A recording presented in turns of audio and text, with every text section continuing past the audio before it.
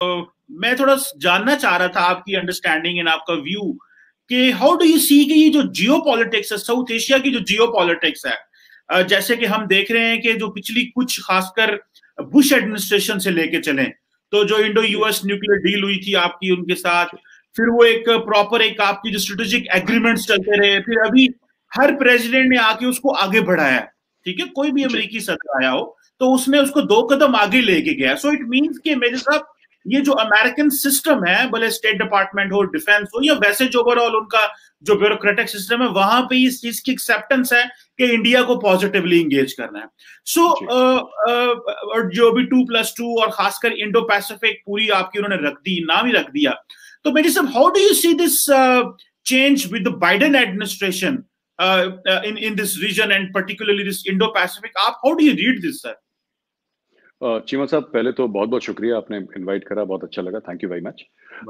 चीमा साहब, दूसरी ये बात है कि जो बाइडेन था, ये जो बाइडेन के बॉस हुआ करते थे बैरक ओबामा, एंड मुझे ऐसा लगता है कि बैरक ओबामा की जो पॉलिसीज थी इंडिया की तरफ और जो डेमोक्रेट्स की पॉलिसीज हैं इंडिया की तरफ, वो कुछ हद तक उसमें जो बाइडेन का सिग्नेचर तो होगा, लेकिन it will be an upward trajectory, क्योंकि मुझे ऐसा लगता है कि जो दो मुल्क हैं, अक्सर हम लोग ना इस पूरे बड़े सगीर में, तो ये इंडिया में भी है, पाकिस्तान में भी, हम दोनों तरफ लोगों को ये थोड़ी एक जहनी तौर पे एक बीमारी है कि we believe more in personalities than in institutions. वो होता है थोड़ा सा कि सब ये आएगा तो कमाल कर देगा, वो आएगा तो कमाल वमाल कुछ नहीं होना।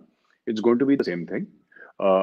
इंडिया को अमेरिका की जरूरत है, अमेरिका को इंडिया की जरूरत है, और ये इन द सेंस कि थोड़ा सा डोनाल्ड ट्रंप ने कोशिश करी थी अपने प्रेसिडेंसी में ये स्टेटस को थोड़ा सा चेंज करने की, पर मुझे लगा कि जहां पे डोनाल्ड ट्रंप गलत हो गए वो यहाँ पे गलत हो गए कि इवन जापान जैसे इनके एलाइज, अपने एलाइज को, जैसे जापान को या किसी ऑस्ट्रेलिया को इंसल्ट करना या उनको उल्टी सीधी बातें बोलना, मेक अमेरिका ग्रेट अगेन, तो मुझे तो नहीं लगता कि आपको भी या हमें भी किसी को इख्तलाफात हो सकते हैं इस स्टेटमेंट से। लेकिन जो लोग आपके साथ खड़े हुए हैं, मैं खासतौर से जापान की बात कर रहा हूँ, जापान इतना उनका एक वफादार भाई दोस्त रहा है, जिस तरीके से बात करी मुझे नहीं लगता वो ठीक था। अब जो बाइडेन की बारी है तो ऑपोजिशन में लोग 10 चीजें कहते हैं, और ऑपोजिशन वाले जैसे इंडिया में हैं, पाकिस्तान में हैं, वैसे भी अमेरिका में भी हैं, वो थोड़ा सा वो टाई शाई पहन लेते हैं, थोड़ा सा इंग्लिश में बोल देते हैं, हमारे यहाँ थोड़ा सा हिंदी उर्दू पंजाबी चलती है, दैट्स द ओनली थिंग, और फर्क माइंडसेट वही है। So now he is coming, he is in power now, Joe Biden, वो लगभग तस्लीम कर ही लिया है डोनाल्ड ट्रंप ने कि he is lost the elections, and ठीक है, फिर मुल्क आगे बढ़ेगा। मुझे नहीं लगता कि ज्यादा कुछ फर्क है, और दे विल, उनके स्टेटमेंट्स भी एक दो आ चुके हैं ऑलरेडी मीडिया में कि they will positively engage the Indian government, और मोदी जी की तरफ से भी उनको व्हाटएवर जो थिंग, उनकी भी मजबूरी है। देखिए उनको ना, they have to, and let's be frank, जो मुल्क चलते हैं चीमा साहब, आपको भी पता है, मुझे भी पता है, both of us deal in Jio strategy, in Jio politics.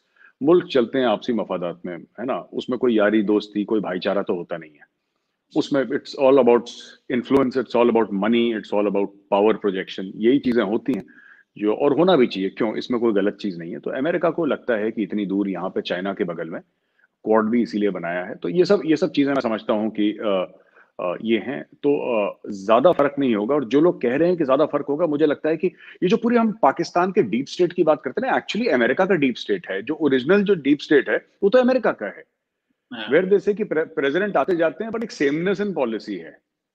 But मुझे एक चीज इसमें थोड़ी सी गड़बड़ लग रही है, मेरा ये एस्टिमेट है कि जो ट्रूप्स हटाए थे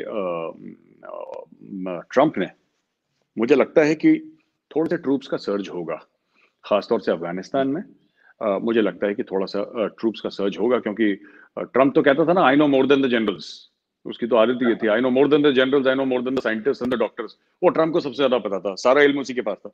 लेकिन जो बाइडेन को मुझे लगता है कि डीप स्टेट है, जिसमें पेंटागन शामिल और जिसमें CIA वगैरह इनके लोग शामिल, I think they are going to pressurise and there is going to be a troop surge. तो मेरे हिसाब से it is going to be more of the same. जो आपने ओबामा देखा ना, दिस इज ओबामा 2+0, मुझे ऐसा हाँ, लगता है। बिल्कुल, ये आपकी बात सही है कि ओबामा 2+ हो।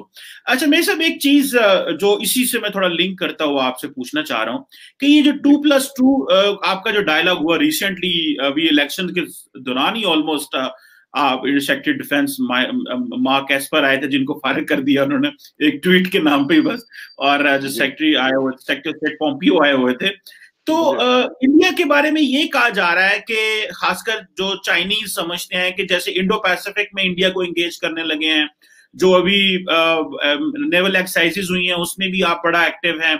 तो क्या इंडिया को ये रियलाइजेशन है आपके पॉलिसी डिस्कोर्स में कि हम जो पढ़ रहे हैं वो तो ये है कि जी शायद अमेरिका जो है वो इंडिया को as a junior military partner ले रहा है, one second, just to prop up it against China, ये एक चीज चल रही है।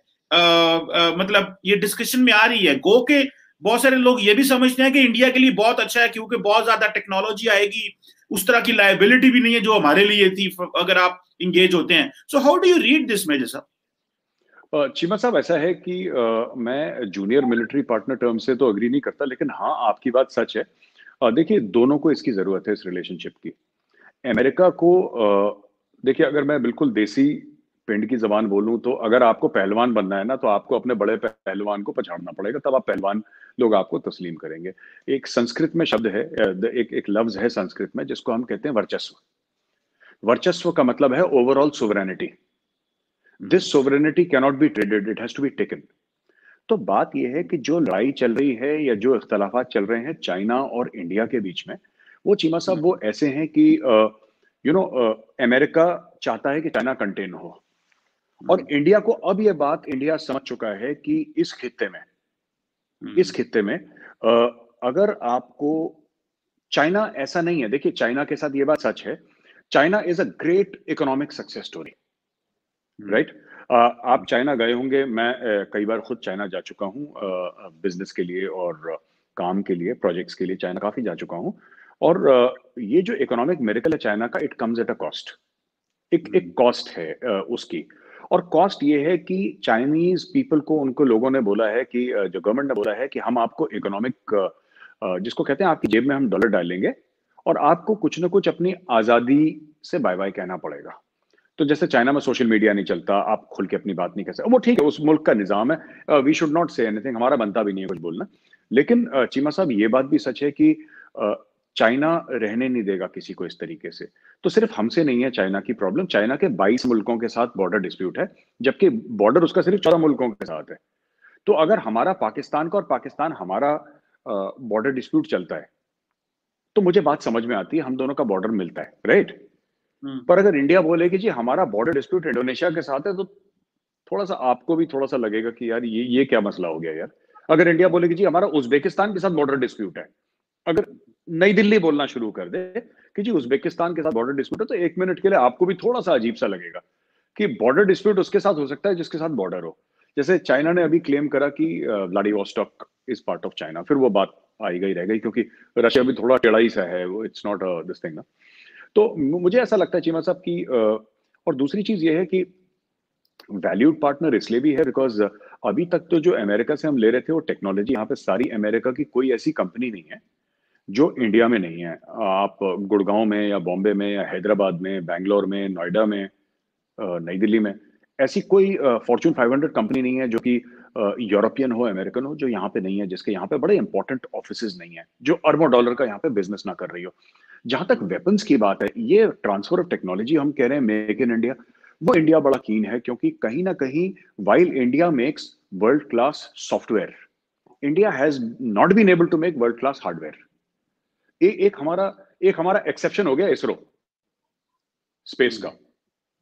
और इसमें भी चीमा साहब मैं आपसे कह दूं कि इसमें भी ऐसा नहीं है कि कैपेबिलिटी, हम अपने सबसे बड़े दुश्मन हैं इस चीज में लेके, जो हमारी थोड़ी सी जो रेड टेपिज्म है इंडिया में, दैट इज द बिगेस्ट। तो मोदी जी का ये भी है कि रेड टेपिज्म और ब्यूरोक्रेसी को हटाया जाए, ब्यूरोक्रेट्स को नहीं, ब्यूरोक्रेसी के माइंडसेट को, क्योंकि ब्यूरोक्रेट्स यहाँ पे भी काफी कुछ हैं जो बड़ा जबरदस्त काम कर रहे हैं। तो आई थिंक अगर ट्रांसफर ऑफ टेक्नोलॉजी होती है तो हमारे भी फायदे में है। तो मुझे लगता है एक म्यूचुअली बेनिफिशियल, जिसको सिम्बायोटिक रिलेशनशिप है चीमा साहब, वो एक सिम्बायोटिक रिलेशनशिप है इंडिया और यूएस के बीच में।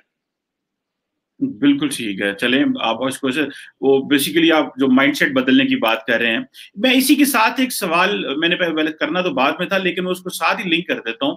ये जी। ड्रैगन एंड एलिफेंट, मुझे याद है कि चाइनीज प्रीमियर जब गए वहां पे इंडिया में, तो उन्होंने कहा जी कि dragon and elephant have learn to dance together. तो और फिर हमने देखा कि मोदी जी जिस तरह आए, मुलाकातें हुई, सारा कुछ हुआ। अभी पहले हालात खराब हुए एलएसी पे, फिर कुछ एप्स बैन कर दी, कल भी मैं देख रहा था कुछ और एप्स बैन कर दी।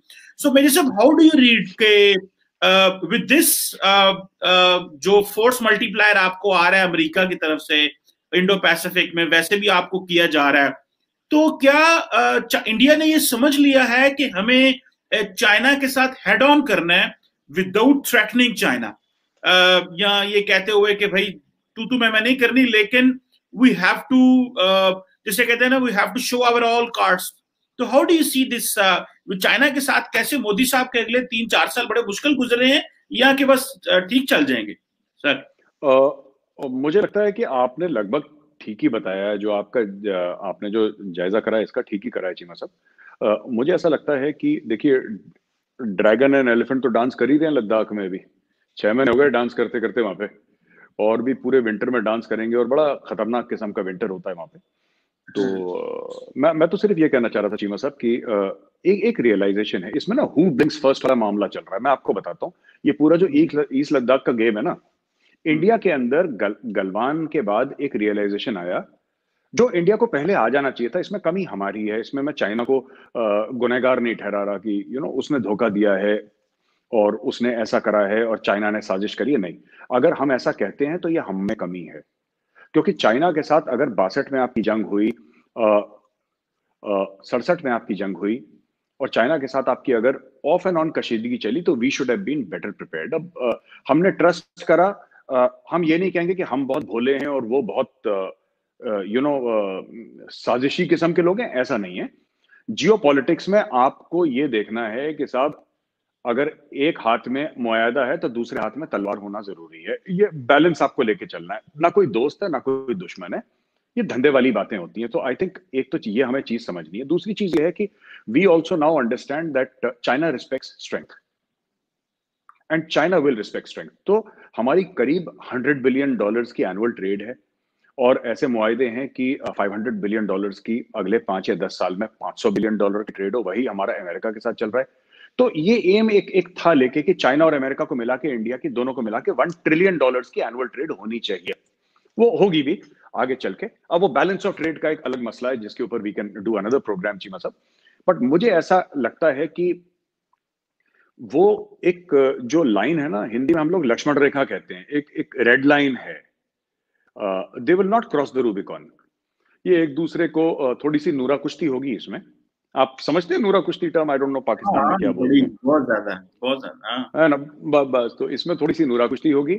कुछ वो धक्का देंगे, कुछ हम धक्का देंगे, but in the end we realise that this is not a game to the finish. अगर हम ये बोलेंगे कि साहब ये बिल्कुल की एंड तक लड़ाई हो जाएगी और एंड तक सब लोग, ऐसा नहीं होने वाला। There is too much of money involve, there is too much of trade involve. और एक और चीज है, चाइना को ये भी पता लग गया, जो क्वाड जो ऑपरेशनलाइज हुआ है ना चीमा साहब, ये मालाबार एक्सरसाइज की हुई है और ये सब जो क्वाड ऑपरेशनलाइज हुआ है, क्वाड वहां पे ऑपरेशनलाइज हुआ है जहां पे जो चाइना की शाहरग है ना, जो चाइना की जगलर वेन है, the Malacca straits, the South China Sea, वहां पे यूएस के आज भी वहां पे चीमा साहब एयरक्राफ्ट कैरियर्स हैं, वहां पे B-52 बॉम्बर्स हैं, वहां पे इंडिया का, वहां पे वो है, क्या नाम कहते हैं, India also has its aircraft carrier there, India has its fighter jets, India अपने बेसिस बना रहा है। तो ठीक है, ये कशीदगी चलेगी। मैं ये कहूंगा कि अभी दोस्ती हो जाए, ऐसा नहीं होने वाला। ये कशीदगी चलेगी, हु ब्लिंक्स फर्स्ट, और उसके बाद वो हो जाएगा मामला, मुझे ऐसा लगता है। चले चले, होप वी होप कि सब बेहतर हो और बेहतर कनेक्टिविटी और डेवलपमेंट हो, हम तो यही चाहते हैं। अच्छा, जी। मेरे पास एक जो सवाल है, वो अभी मैं थोड़ा जरा अफगानिस्तान की तरफ आऊं, फिर हम थोड़ा बाकी डिस्कस करेंगे। हाउ डू यू सी के ये जो पाकिस्तान भी बड़ी एफर्ट कर रहा है कि इंटर अफगान डायलॉग हो, हम अमेरिका की भी बड़ी थी, आप भी सपोर्ट कर रहे हैं, बल्कि अब्दुल्ला अब्दुल्ला पाकिस्तान के जाने के बाद इंडिया भी आए, और वो पूरे खित्ते में घूम रहे हैं, जारी बात है। तो मेरे साहब, आप समझते हैं कि इंडिया जो है वो फैसिलिटेट कर पाएगा? जैसे कि आपको याद होगा कि जब क्या नाम है उनका, मुझे ज़ल्मे खलीलजाद आए इंडिया कुछ माह पहले, तो मुझे याद है सुहासिनी हैदर ने द हिंदू में ये लिखा था, आर्टिकल भी लिखा था, और उन्होंने कहा जी कि अमेरिकन तो कहते हैं कि तालिबान और इंडिया डायरेक्ट बात करें आपस में, ठीक है, बिकॉज इनकी बात करनी आपस में। हमने बड़ा शोर मचाया था कि जी तालिबान इंडिया से क्यों बात करेंगे, लेकिन there is a realisation somewhere in the American कि भाई अगर तालिबान नए अपरेटस में आते हैं, नए सिस्टम में आते हैं, तो इंडिया को फिर बात करनी पड़ेगी उनके साथ। तो मेजर साहब, आप समझते हैं कि तालिबान जो है, आप इंडिया से बात करेंगे, इंडिया जो है वो तालिबान से बात करेगा? और जो दूसरा इसको लिंक कर लें, ये जो इंट्रा अफगान डायलॉग है, how far India is going to support this dialogue, because Pakistan समझता है दिस इज द की कि हमारे यहाँ वायलेंस कम होगा। जी मुझे ऐसा लगता है कि तालिबान ने पहले भी एक कमेंट तो करा था चीमा साहब। तालिबान ने पहले भी ये बात करी थी कि we would like good relations with India. उन्होंने बोला भी था तालिबान ने ऑन रिकॉर्ड। मैं नाम भूल रहा हूँ, मैं सर्च कर रहा था इस वक्त जब आप क्वेश्चन पूछ रहे हैं, मैं गूगल पे सर्च कर रहा था। मैं नाम बड़ा एक टिपिकल सा नाम है, one of the leadership of Taliban, जो उनके स्पोक्स पर्सन भी रहे कतर वगैरह में और जगह जो उनके स्पोक्स पर्सन भी रहे चीमा साहब, he is from Stanigzai or something like that. He's been trained at the Indian Military Academy. और तो मतलब I am from a different academy, I am from OTA. वो आईएमए में ट्रेन हुए थे, लेकिन ही इज मतलब हमसे तो सीनियर ही है वो। तो ऐसा मैं आपको बात बताता हूँ कि India does not have a border with Afghanistan. जैसे पाकिस्तान का एक बहुत बड़ी चीज है कि पाकिस्तान का बॉर्डर है, geo strategically Pakistan is very important, it has a border with Afghanistan and hence Central Asia. India का बॉर्डर नहीं है, लेकिन इंडिया की गुडविल बहुत है। मैं तो एक छोटी सी बात, let's keep it very simple, Jio politics को छोड़ देते हैं, एक सिंपल सी बात हम लोग एक बात करते हैं कि जब अगर तालिबान पावर में आता है, राइट, तो वो जो कहते हैं ना चीमा साहब की, एक बदमाश बच्चे को जब आप क्लास का मॉनिटर बना देते हैं, जब उसके वो गांव में नहीं कहते लड़का बदमाश है, हाथ से निकल जाएगा, इसकी शादी कर दो। रहे आपके यहाँ भी होता होगा। अब ये बात है कि जब जब जो तालिबान जब पावर में आएगा, इख्तिदार में आएगा, काबुल पे अगर तालिबान बैठता है, जो कि हो भी सकता है, इट्स वेरी लाइकली कि बैठ जाए, तो डिपेंड्स ऑन कि जो बाइडेन अब उसकी क्या policy, I don't know, but अगर ऐसा होता है तो तालिबान लाइक एनी गवर्नमेंट, उनको टैक्सेस कलेक्ट करने हैं, उनको सड़कें बनानी है, उनको उनको 10 और चीजें ऐसी करनी है जो कि एक नॉर्मल गवर्नमेंट करती है। हो सकता है तालिबान उतनी एफिशिएंटली ना करे चीमा साहब, लेकिन तालिबान को ये सब करना पड़ेगा। उस समय तालिबान को ऐसे दोस्त चाहिए, because Afghanistan does not have cash, Afghanistan needs money. तो वहां पे कौन पैसा डालेगा? वहां पे हो सकता है चाइना पैसा डाले, हो सकता है इंडिया पैसा डाले, हो सकता है जापान, हो सकता है 50 और मुल्क डालें, राइट, वहां पे पैसा कि डेवलपमेंट हो। एक इंटरनेशनल मॉनेटरी फंड पैसा डालेगा, वर्ल्ड बैंक पैसा डालेगा, यूएन पैसा डालेगा, सब लोग पैसा डाले, they will look for development partners. तो हमारी एक ना, हमने करीब $3 बिलियन खर्च करे, उनकी पार्लियामेंट बनाई है, ये सब। उस पार्लियामेंट में जो हमने बनाई है, जो इंडिया ने पार्लियामेंट बनाई है, उसमें बैठेगा कौन? अगर कल तालिबान आएंगे पावर में, they will sit in that parliament. जो हमने वहां पे रोड्स बनाई है, उसमें तालिबान की गाड़ियां चलनी है। जो हमने वहां पे डैम बनाया है, उसमें तालिबान को बिजली मिलेगी या उसकी सरकार को बिजली मिलेगी, वो जो भी उनकी गवर्नमेंट होगी। तो I think India already has a very very strong stake in Afghanistan. इसमें कोई दो राय नहीं है। पहली चीज, बिकॉज हमारा वहां पे इन्वेस्टमेंट रहा है, हमारी वहां पे गुडविल बहुत है इस इन्वेस्टमेंट की वजह से। और वहां पे कोई एक ये बंदा नहीं कह सकता कि एक इंडियन कोई फौजी वहां पे कोई ऑपरेशन करने गया, या अफगानिस्तान के अंदर उसने कोई ऑपरेशन कर दिया, जैसे अमेरिकन आए हैं ना अपने ड्रोन लेके और अपने मरीन्स लेके। हमारा तो एक बंदा नहीं है वहां पे। तो हमने जो भी काम करा है, एक अफगान की नजर में, अफगानों से मिलता रहता हूँ, I meet them very often, and they have only good things to say about India की। रिस्पेक्टफुल पीपल, काम करते हैं, चुप रहते हैं, काम करके चले जाते हैं वापस, टेन्योर खत्म होता है। And that is what we want in Afghanistan.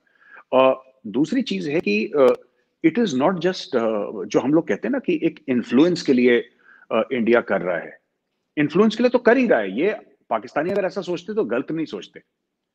ये इन्फ्लुएंस के लिए तो कर ही रहा है, लेकिन एक और दूसरे उसके लिए कर रहा है क्योंकि चाइना कर रहा है। और यू सी, जैसे कि एक जमाने में अमेरिका और रशिया का हुआ करता था ना, वैसे ही धीरे धीरे धीरे चाइना और इंडिया का भी होगा ग्लोबली। अब इंडिया भी, India as a late starter in the game, हमें माननी पड़ेगी बात, ये हमें बहुत पहले स्टार्ट कर देना चाहिए था। इसमें और किसी की गलती नहीं है, कमी हमारी है, हमारे उसकी कमी है, इसमें किसी ने हमारे साथ कुछ नहीं करा, मतलब ये this is our fault and we will go and we will do it.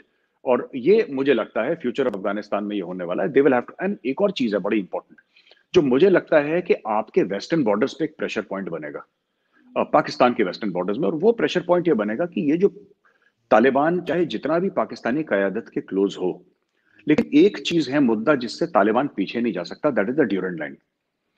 ये जो ड्यूरेंट लाइन है वो तो अंग्रेज ने बनाई है ना, अंग्रेज ने बनाई है ये ड्यूरेंट लाइन। तो कोई पाकिस्तानी या इंडियन है, कोई अफगान है तो बनाई नहीं है, तो अंग्रेज की बनाई गई है ड्यूरेंट लाइन, और नाम ही ड्यूरेंट अंग्रेज का था। तो चीमा साहब, मुझे ऐसा लगता है कि थोड़ा सा वहां पे एक प्रेशर पॉइंट बनेगा over a period of time. Pashtuns who are in Pakistan, especially आपके फ्रंटियर एरियाज के, खैबर पख्तूनख्वा के, और उस तरफ के आपके वेस्ट की ओर के टुवर्ड्स योर वेस्टर्न बॉर्डर्स, तो ये एक प्रेशर पॉइंट बनेगा। मुझे ऐसा लगता है कि तालिबान को एंगेज करना पड़ेगा। It will engage with Pakistan, it will engage with China.